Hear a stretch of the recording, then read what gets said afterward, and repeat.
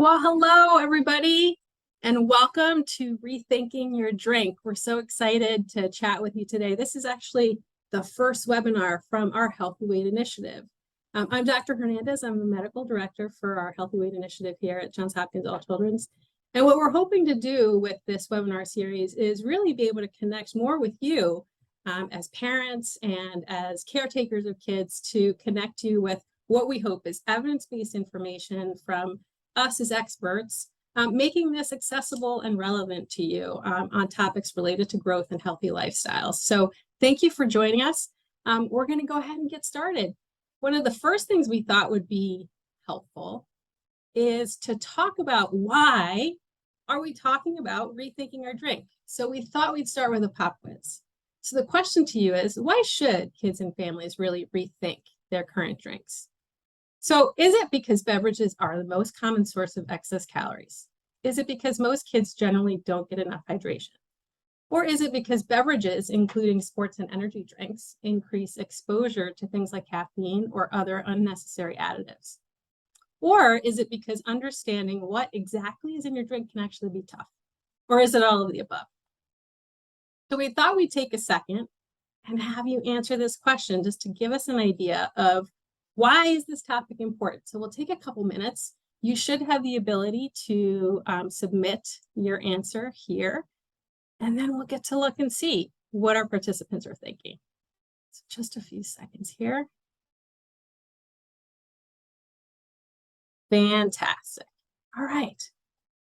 So it looks like you all are a very smart group, and absolutely you had the right answer, which is that this was a sort of a trick pop quiz. The answer is all of the above.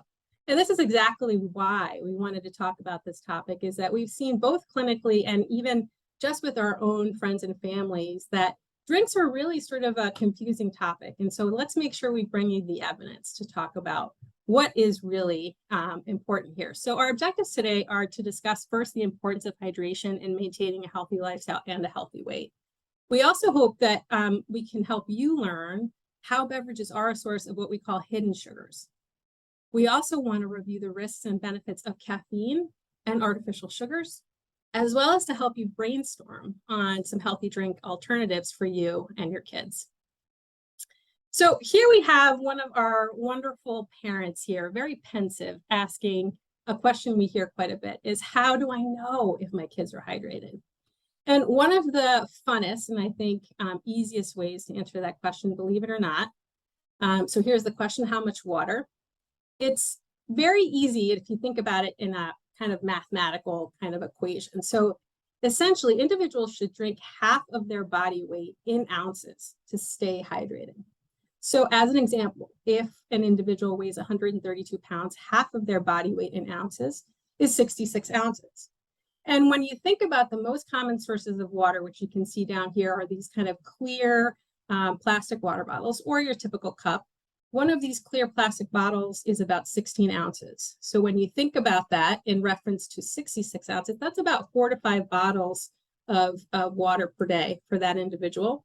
And if you translate that to cups, it's about 8 to 10. And remember, that's the amount of water that you need to stay hydrated. It's not taking into account activity or additional needs that that person may have, but it certainly should be considered a minimum. So why so much water? We get this question a lot. And it's really just going back to how we're built as human beings, which is that we are 2/3 body water. And what does water do in our bodies? Well, first, it maintains our blood pressure, essentially helping blood maintain its circulation and volume throughout all of our organs. It additionally clears our body of toxins, so really helping us make sure that we're urinating out and metabolizing things that aren't healthy for us.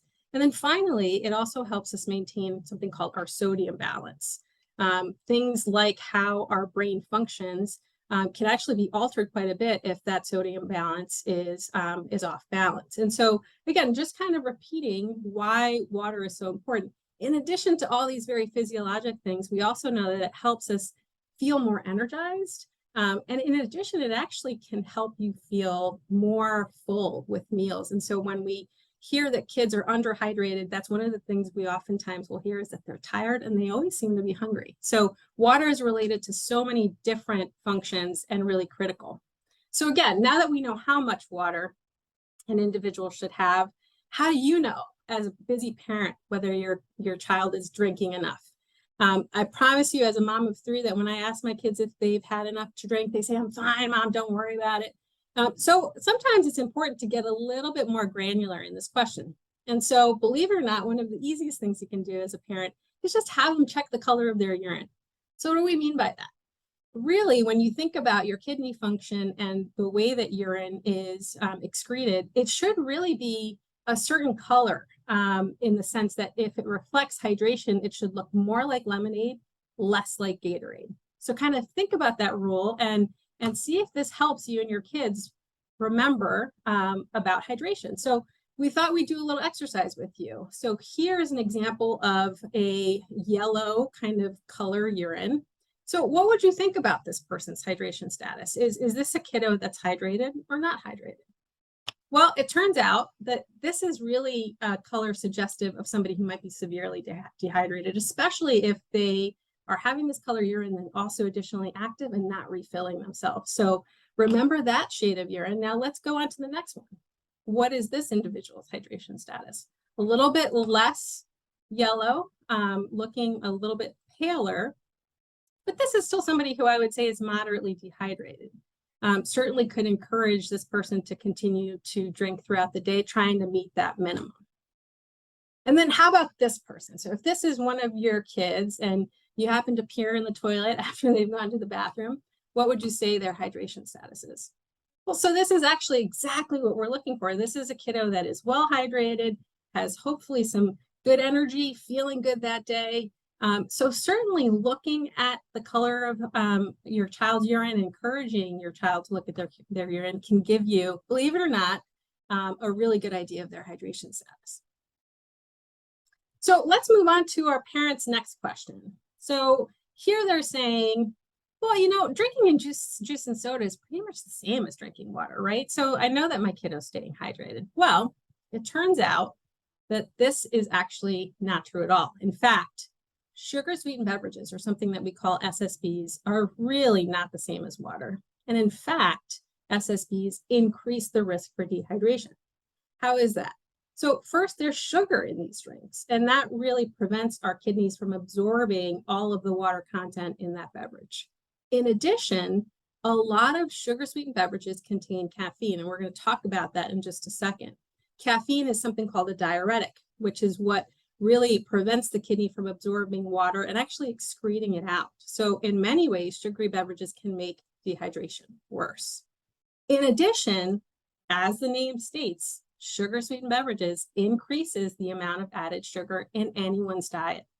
In fact, SSBs are the most common source of excess calories in diets of both children and adults, such that it can even sometimes result in 800 to 1,000 kilocalories excess on a daily basis, remembering that there's about 1,200 calories in a pound of weight. So very quickly can add up. In addition, this can lead to significant weight gain, sometimes unexpected weight gain that ultimately leads to really severe health issues, including obesity, diabetes, and hypertension. I also want to share that there is some very clear science that's associating increased use of sugary beverages and pediatric obesity. So this is actually a graph to reflect over the past 2 decades, the trends in pediatric obesity, both in girls and boys. So you can see on the left-hand side here, girls, on the right-hand side, boys. These 3 different curves reflect the 3 different types of severity of obesity, where this top curve is class 1 obesity, this is class 2 and class 3. And this is simply to reflect that over the past 20 years, all different severities of obesity have increased in both boys and girls. And we, of course, as scientists and clinicians have asked the question, why? And very consistently, the data has shown that the consumption of SSBs has increased in parallel to these trends of overweight and obesity, suggesting that there's a really strong correlation. And currently, SSBs have been studied to contribute to 10 to 15% of caloric intake of youth, meaning that 10 to 15% of their diet is just SSBs, which is really a significant amount if you think about it. such that approximately 25% of US adolescents are demonstrated to consume more than about 750 milliliters of sugary beverages per day. And that actually ends up being about 350 excess calories from what they really need. So again, the science is very clear, and this is why we get really, really excited to talk about the risk of sugary beverages, because it has such clear association with health risk. And just to underline, why is it that we worry about pediatric obesity? Over the past several years, we've learned so much more about the physiology of this condition. And in addition to having what we know is an endocrine or immune response, which are things like having difficulty with your fasting glucose, hypertension, something called fatty liver disease, all of these very scary conditions. We also know that there's additional concerns related to something called the fat mass, and that leads to things like asthma being worse, immobility, and then ultimately, there's also a very clear psychological response. These are unfortunately children who are bullied, who have really high impairments in their quality of life, and certainly risk for anxiety and depression. And so for all of these reasons, we want to absolutely prevent any child from having a weight risk and having that healthier lifestyle and healthier diet. So now that we know the association between SSBs and pediatric obesity, many of our parents also say this. Well, when we talk about drinks, Dr. Hernandez, most of the drinks that I buy for my kids just don't have that much sugar. I actually read the labels and it says 100% juice, or it's a sports drink. Well, it turns out that one of the sneakiest strategies in marketing is the marketing used to sell beverages to children and families. So if you're thinking this way, you're not alone, because this happens to everybody, and it's a very directed marketing strategy. So with that, we're going to ask another poll question just to get a sense of what you and your kids are doing. So what are your kids' most preferred drinks? When you're going to the store, what are you oftentimes buying? Is it fruit juice, 100% fruit juice? Is it a sports drink? Is it soda? Are these smoothies or shakes that you're bringing home? Maybe the flavored waters? Or how about those low sugar or diet drinks, or anything else that's not on the list? We'd be curious to know. So we're going to ask that question to you all here in just a second.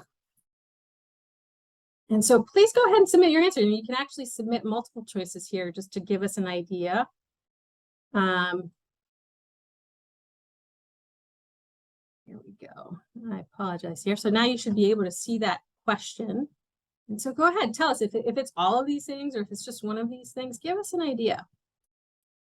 Just take a second here. All right. We'll give it one more second.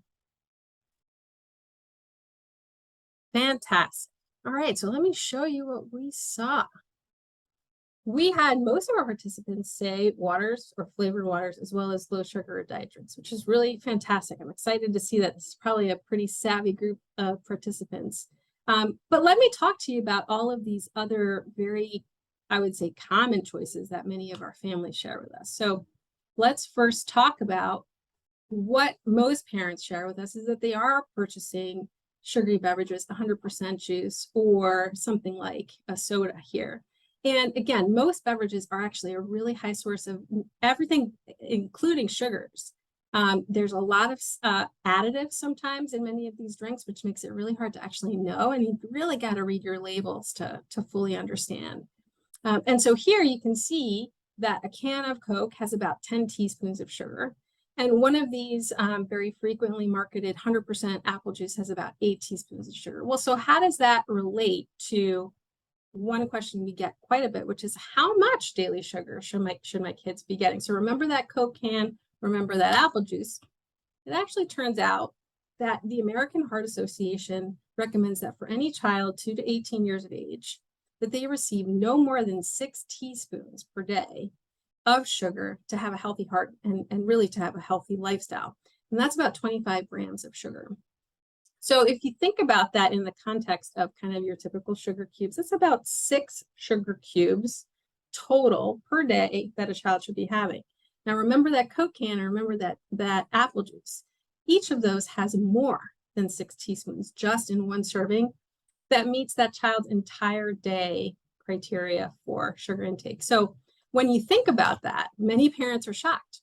And in fact, they're even more shocked when we visually show you the number of sugar cubes that are in the most commonly purchased beverages for children and young adults. And so that you can see that almost all of these drinks, any of them that are very frequently marketed as very healthy beverages, exceed the maximum daily intake of sugar that's recommended for kids. So again, it's really tough to know this unless you're really paying attention to what your child is drinking on a day-to-day. And so the message here is that we want you to become a very skeptical shopper for your kids. There's a lot of really sneaky marketing strategies, unfortunately, that families and parents are victim to. And these are just an example of some of the terms and words that are used to try to get you to purchase those beverages. So that idea of 100% juice, that's actually not anything healthy. It's actually all sugar that your child is drinking in that beverage. We oftentimes see these great commercials of athletes kind of sweating their hearts away, and the idea that, gosh, if your child is active, they need their electrolytes replenished. Well, guess what? A child has to have some pretty extensive physical activity, way more than most typical sports experiences, to really have their electrolytes impacted. So they really don't need those sports drinks. The idea of having something be all natural or organic or no sugar added, it turns out that all of those things could still have hidden sugars and still exceed your child's intake of recommended sugar per day. So this really leads us to the takeaway message here, was that there's a really critical need for parents to be skeptical shoppers who are reading those labels. And what we're going to encourage you to do after the webinar today is go back to your pantry, pick out the beverages that you've got currently at home, take a look at them, and on a piece of paper, you can actually do a very simple formula, which is look at the grams of sugar on that food label, as well as the number of servings in that bottle. That's also important because several of the most commonly offered bottles have actually more than one serving. So if you know the total number of grams with the servings, you can get the total grams of sugar in that bottle. And all you need to do to get to the teaspoons is divide that number of grams by 4. And remember, anything more than 6 teaspoons in that total bottle of a beverage already is exceeding or close to exceeding your child's recommended sugar intake. So hopefully a little bit of that math and that approach of calculating how much sugar can help you be a more skeptical shopper. And in fact, we can do a couple of those examples here today. So here's a common drink here where we can see right on the label the total number of carbohydrates. And actually, carbohydrates is the term most commonly used on labels to reflect sugar. And you can see that there also is a term here, added sugars. So what we would do is divide this total number of grams by 4, which is about 10 teaspoons of sugar in this can of Coke. Again, already more than we want our kids to have in one day. And then similarly, here's another label to look at where we can see the total carbohydrates are 38 grams, very similar to the Coke bottle. And again, fascinating, right, that this is marketed as 100% juice, which should theoretically be healthier, but again, very high amounts of sugar in these very commonly available beverages. 2 more examples just to bring the point home that you can see here. So here is a sweet tea bottle, and you can see the total amount of carbohydrates here is 48 grams. My goodness, that's 12 teaspoons of sugar in just this one serving. And then similarly, this is a product that I would tell you is one of the sneakier products. The brand is Naked Juice, again, marketed as a very, very high quality product. And it turns out when you look at the number of carbohydrates here, it's actually, of all the things we've looked at, the highest amount of sugar. So 55 grams, so almost 12 or 11 teaspoons of sugar in just that one drink, which is really significant to think about. So again, take-home messages are, it's incredibly easy for kids to consume too much sugar with how much sugar is in the most common drinks that we bring home. And so a solution here is, 1, be a skeptical shopper, know how many teaspoons are in your beverage, and the next time your child's thirsty, try to really encourage them to reach for something like water, some of the flavored waters or other drinks that we talked about earlier, such that they reduce their risk of having too much sugar. So moving on to one of the other most common questions we hear is, well, what about caffeine and artificial sugars? I know that there's There's a lot of confusion about these two topics, and we hear that with our clinic patients as well as with general friends and family. And the reason for that is because there is a lot of mixed messaging, similar to what we talked about in terms of how beverages are marketed. This I thought was really overwhelming and important to share, which is that kids and parents are really bombarded. In fact, beverage companies spend nearly $900 million to advertise unhealthy drinks to children and teens, and that's really a target audience. And this is data from the Yale Rudd Center for Food Policy and Obesity. This is back in 2013, and that likely has only increased over the past several years. And so specifically when it comes to caffeine, it's important to know what's recommended. So for adults, the maximum amount of caffeine daily is about 400 milligrams of caffeine. There's about 100 milligrams of caffeine in a cup of coffee. Your standard cup of coffee is 100 milligrams. So if you think about that, a maximum of 4 cups of coffee for adults meets the recommended amount of caffeine intake. For kids, it's a little bit different. And so this is data from the American Academy of Pediatrics. And they really recommend that for kids less than 12, that caffeine should really be limited. In fact, recommended to not be included at all in the diet. And that for kids who are 12 or older, a maximum amount of caffeine is about 100 milligrams of intake. So very different than adults and important to share. So there are recommendations. Very few parents know this. And so we really wanted to provide that information to you. And so what does that mean when we think about it? Well, the reason we get excited about caffeine is though it does have some benefits, and we as adults know, gosh, it gives us the energy we need to get through the day, makes us more alert.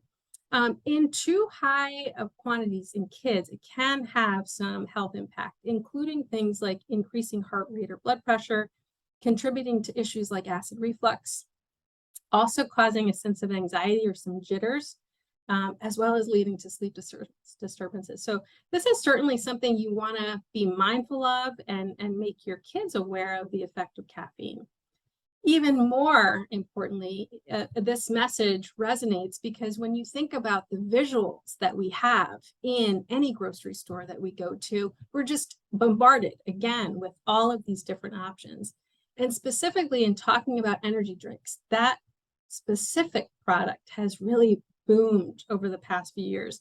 And I thought this was a really well-written title in the sense that advertising and the science for energy drinks are really sort of at odds. And unfortunately, parents and kids are the victims of that disconnect, okay, such that we're hearing more about energy drinks, but there's really no science to support that they really have any benefit at all.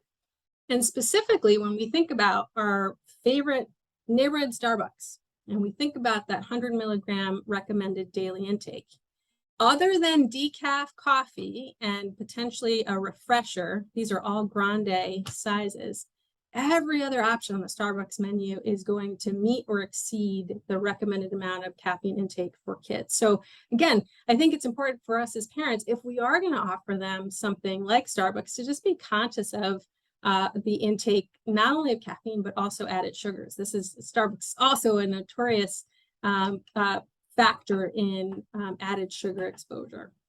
In addition to that, we, as I shared, have heard so much more about energy drinks, and there are now thousands of products. And if you look at any one of these, so here's your Monster, 160 milligrams of caffeine in just one serving, already exceeded what your child should get. A typical Red Bull is about 80 milligrams. And look at this, we've even got some that are 300 milligrams in just one serving. So certainly something that you don't want to underestimate and that could really lead to, over time, some concerning health issues and effects on kids and young adults. Moving on to the question we also hear a lot about is, what about artificial sweeteners? Well, first, it's important to know that artificial sweeteners are synthetic sugar substitutes. They've typically been derived from something that is naturally occurring, such as herbs or even sugar itself. And they're also known to be more intense than natural sugars, such that they're many times sweeter, and sometimes you can use less of them for that ultimate effect of sweetening. And I will say that artificial sweeteners have gotten a lot of attention because they can be alternatives that are attractive because they don't have calories, they don't add caloric intake to your diet. And again, the idea that you can use less of them to get the effect can be beneficial in certain populations. However, there's a lot of concern about artificial sweeteners. And so I thought I'd share the evidence that, yes, there has been a lot of discussion about the possible health concerns of artificial sweeteners. And it's important to point out that that data and those concerns stem back to the 1970s when artificial sweeteners, specifically saccharin, was studied in laboratory rats and found to have an association with increased health issues amongst that group of animals. Interestingly, now that we've had more time to study that particular artificial sweetener, there's actually not been sound evidence in multiple studies now that have had the same association in humans. And in fact, we've had so many more products developed in addition to saccharin that very few studies have been able to compare apples to apples in the sense of comparing the effect of any one artificial sweetener on any one health issue. And so the data is quite mixed. And so that's led to numerous studies really confirming that artificial sweeteners are generally safe in limited quantities, even among pregnant women. In fact, there are some possible health benefits to recognize. First, artificial sweeteners don't contribute to tooth decay and cavities. We know that sugar does, and in fact, it's a major health issue for many kids. In addition, it can be used in populations that are trying to achieve weight control. Again, because it does not have calories, it can be very helpful, and specifically in patients where we're trying to really cut out any calories that we can, again, from the sugary beverages. So that can be helpful in that population. In addition, for any patients who have diabetes, artificial sweeteners can be helpful in achieving better glucose control. And again, in starting to develop healthier dietary habits can be a really good substitute to think about. So that's really what we know right now in terms of the current science behind artificial sweeteners. So recognizing that, we've talked about a lot. We thought we'd spend a little bit of time sharing with you our tips and tricks in terms of how do we start to help our kids have healthier drink options. So let's rethink together. One of the first tips that we share oftentimes with our patients and families is very simply taking your favorite fruit, a big old jug of water, and flavoring it naturally with fruit. So here you've got some blueberries and basil, we've got cherries and pineapple. I mean, who wouldn't want to drink something this beautiful? And so certainly adding fruits to water and having your kids make that a fun activity is a very great trick to try at home. In addition, we know that out of sight is out of mind. So if you're not thinking about water and if you don't have something ready for you to drink, you're probably not going to consider your hydration status. And so certainly if you can find your favorite water bottle, just have it handy, carry it around. We've actually found that to really help kids think about staying hydrated and just make that a daily habit. Our third tip is to dilute any juice that you have at home with water with about 50-50 ratio, such that you're still getting a little bit of that sweet effect, but just much less, and hopefully feeling fuller by having that be sort of a larger amount that you're drinking. So any of these tips, I think, is really easy and hopefully something that you can try at home with your kids. We also have a few make your own alternatives. So instead of heading down to the store and buying a smoothie, make your own, a natural smoothie that includes your favorite fruit. Again, because fruit have natural sugars, any natural fruit that you add to a drink or smoothie is great. Smoothies you can make with water, your favorite milks, whether it's an almond milk or natural milk, any of those would be great. Make at home alternatives. In addition, if you're a fan of sweet tea, make it at home, brew it at home. That way you can control how much sugar, if you are going to add anything to it, and also how much caffeine you actually have in it. And then certainly if you're a fan of soda, just a plain seltzered water with any of these products similar that we're sharing here, you can control how much is going into that seltzer or carbonated water, and you can hopefully still get that effect of carbonation if that's something that you prefer. All right, so we've got some tips and tricks. So let's move on to our final quiz. So hopefully you all remember some of our key points. So the first question is, how many ounces of water should someone drink per day? So we went over that. We went over some some ways that you as a parent can calculate that. And just as a reminder, it's about half of someone's body weight in grams. So again, as another example, if they weigh about 96 pounds, it should be about 48 ounces of water, which ends up being about 3 water bottles or 6 cups of water per day. And again, remembering that that's just if they're not active, remember to increase that based on activity. So it's important, I think, again, another homework assignment to take a moment and maybe think about how much water you should drink per day, how much water your child should drink per day. And remember that checking the color of their urine, as gross as that may sound, is incredibly effective to bring that message home in terms of hydration. All right, next question. How many teaspoons of sugar is recommended for kids per day? Remember, we went through a little bit of that calculation, so hopefully that also will stick with you. And the answer there is that no more than 6 teaspoons daily, which is about 25 grams, or as a visual, 6 grams of sugar. Remember that calculation that we talked about, looking at that nutrition label, the total sugars or carbohydrates, multiplying that by the serving size that you see on the label, and then dividing by 4 to get to teaspoons. All right. So next question, how much caffeine? We talked a little bit about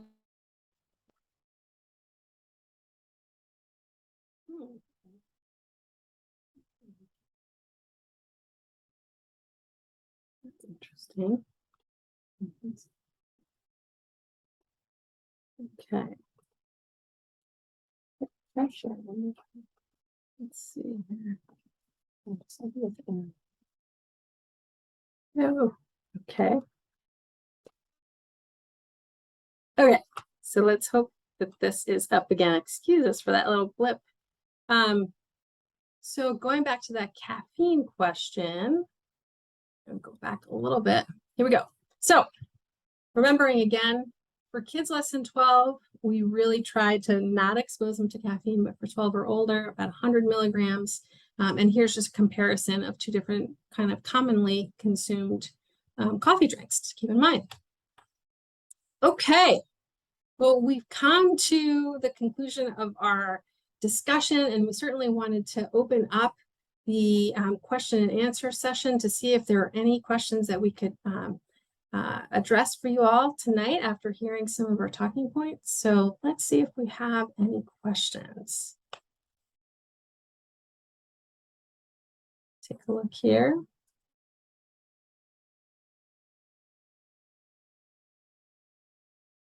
I'm not saying that we have any yet.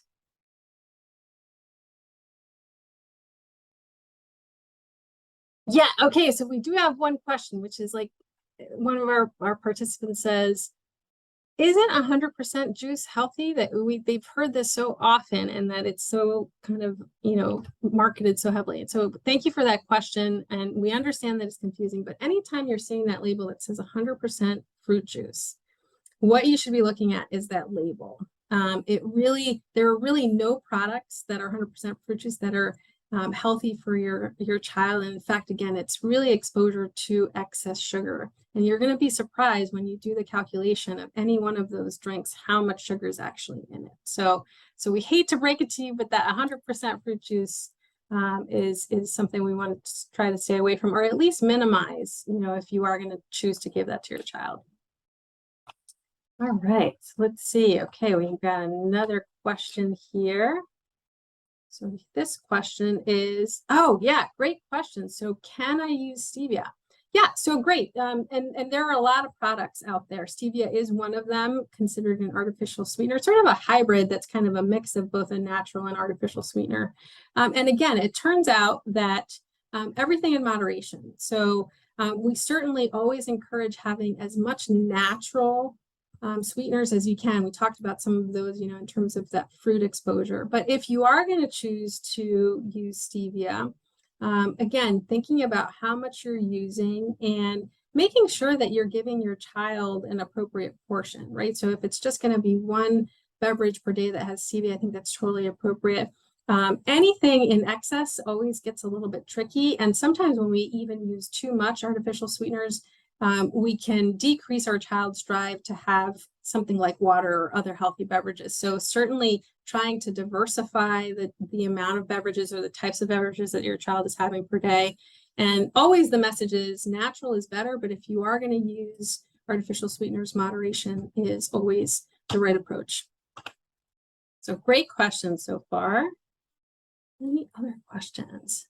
Okay. Yeah, so we have somebody who is asking a question about energy drinks having B vitamins, and are these healthy for me or my child? So this is an excellent question, and yeah, and that is actually one of the very common additives in energy drinks is B vitamins. You'll also see other additives in there. The interesting thing to keep in mind is that B vitamins are present in many other natural food sources, so it's not necessary to add any more typically in a usual diet. And so again, not something that I would consider as necessary in any beverage. And again, you're just bringing your child exposure to energy drinks that have caffeine and sugar. So really not that exciting that B vitamins are in there, although they're marketed as like really healthy things. So just keep in mind that B vitamins and many of the other vitamins in energy drinks can be consumed in other components of your diet, not necessarily necessary in energy drinks. Really great questions from everybody here. Fantastic. Okay, well, I think that is the last of our questions. I'm just going to close by thanking you all for joining us today. If you're interested in learning more about our programs, please check out our website, the Johns Hopkins All Children's Healthy Weight Initiative. What we've done is we've archived and created resources, videos, and handouts that are by age group that you can hopefully download and take a look at on your own. And we certainly hope to have additional webinars for you in the future. So stay tuned. And again, thank you all for joining us. We'll hopefully see you again soon.